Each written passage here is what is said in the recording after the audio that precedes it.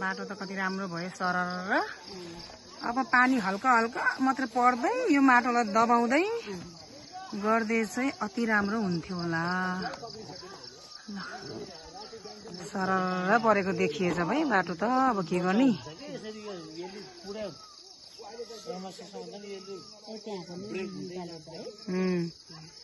आउनु दिदी। माटो बोक्नलाई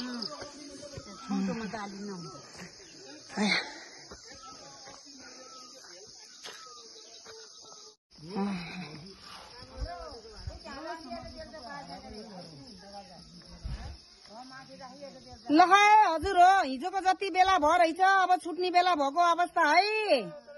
अब त हामी यहाँ बस्छु भने नि नपाउने अवस्था है। जति मच्यो मच्यो। अब आजको दिनलाई आजको दिनलाई यति नै। अब भोलि भेटौँला।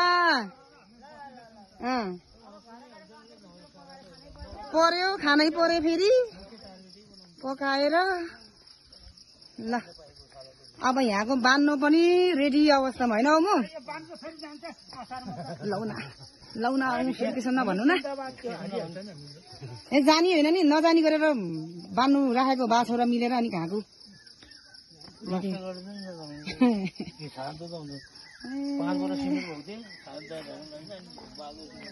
ए यहाँ हाम्रो यो बेरोजगारी 1 2 3 4 उठ। अर्को कता गयो? घरि खनि हाल्नु छ आरेन।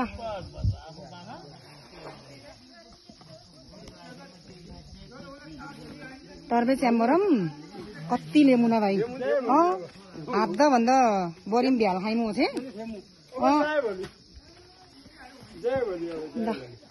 यो च्याम्बर चाहिँ त्यति धेरै हिलो थिएन। माथिको च्याम्बर चाहिँ साह्रै हिलो रहेछ। धेरै त्यो माथि काम गर्दैछ यता।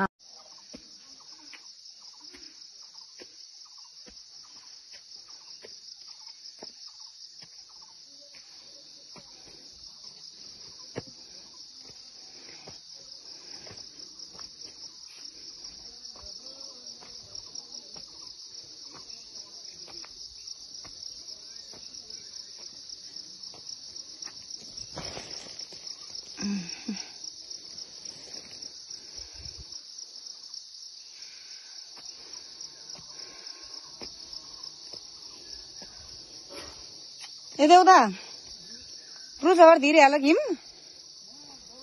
ए साँच्चै हो तल पर्छ त बिलो है। हिम टन्न छ हेर खै।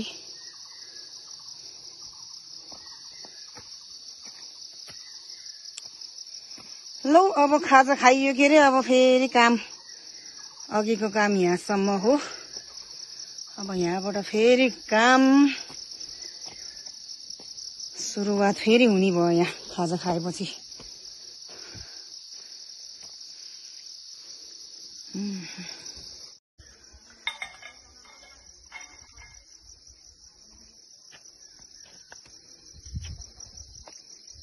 कस्तो राम्रोसँग बनाएको थियो यो बाटो।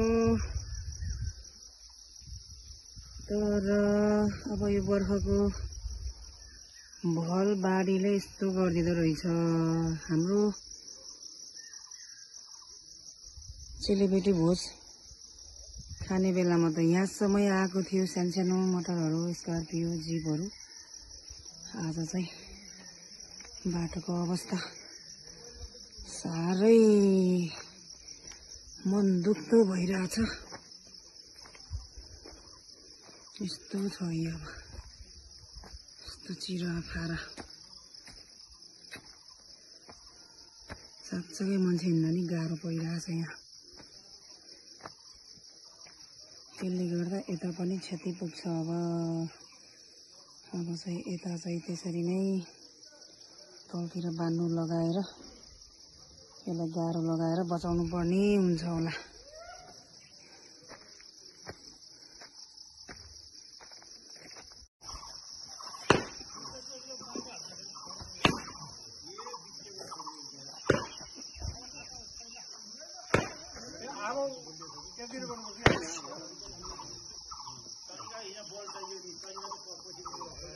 लौ आज बाटो चाहिँ हाम्रो यहाँ तल्लो टर्निङमा लौ यहाँ चाहिँ ठुलै बस फर्के नि हुने भयो अब है हो त फर्केको अझै अलिअलि छ यो डाँडामा त हुन्न के भाइ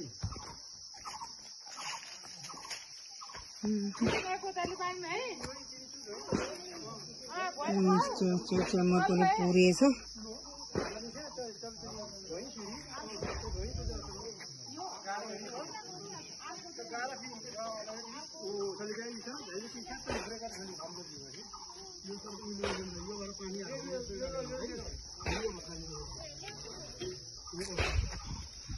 कोदाली सबै लगो बुहारी यहाँ रहेछ एउटाको कसको यो कोदाली किन बस्ने र है यताकोलाई यति गरी यो बाटो अब अन्त डर लाग्दो खाल्टोको भएको त यहाँ त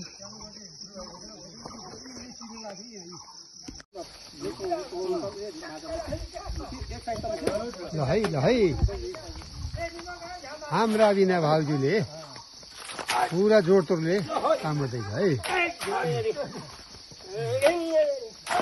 अझै सा पनि हुँदैन बजरंगबली दुश्मन का नाली लो देव का चिचुर झुंडे थारू कंछा दुते मल्लै जमीन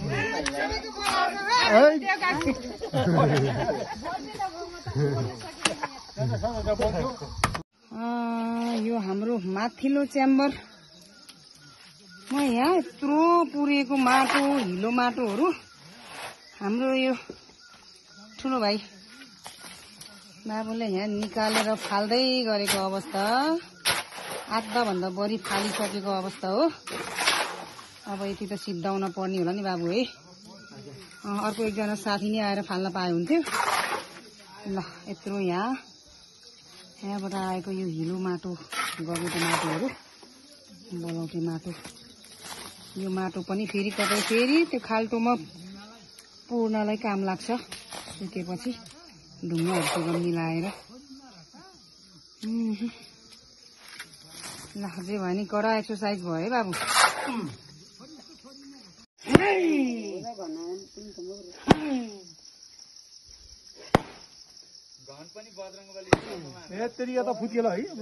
अगाडि बस्न हुँदैन के अलि टाढा टाढा बस्नु फेरि अहिले भाइले डल्ले खुर्सानी टोकेको याद छ दाइ सानोमा बजरंगबली भनेर हामी त गल्लो भुजेले पुरो भाले गरेको सम्झिन्छ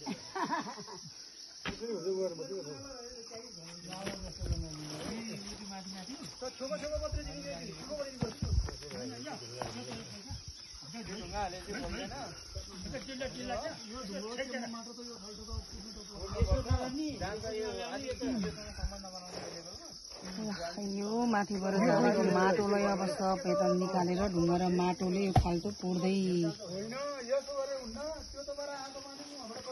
अब त्यसलाई चाहिँ यो गरेर यो पानी यसरी आउनु दिनुपर्छ नि हेर यहाँबाट कटाउँदै हेर यहाँ गरेर के अरे गरेर हेरेबाट यताबाट जानु दिने हुन्न यो यहाँको सम्मको पानी आएर हेर यहाँ कटाए हुन्न त नि प्रेसर राख्नु भनेको यस्तो बाटो ठिकै यहाँ पसेको क्या यताबाट सट्ट अब आएछ है यताबाट सट्ट आएर यही होइन यसो हागे भएर यहाँ आएछ नि त सट्टै बाटो पुरेर यहाँबाट प्रेसर गर्ने थियो त्यसलाई त त्यस्तो त पुल राख्नु हामीले त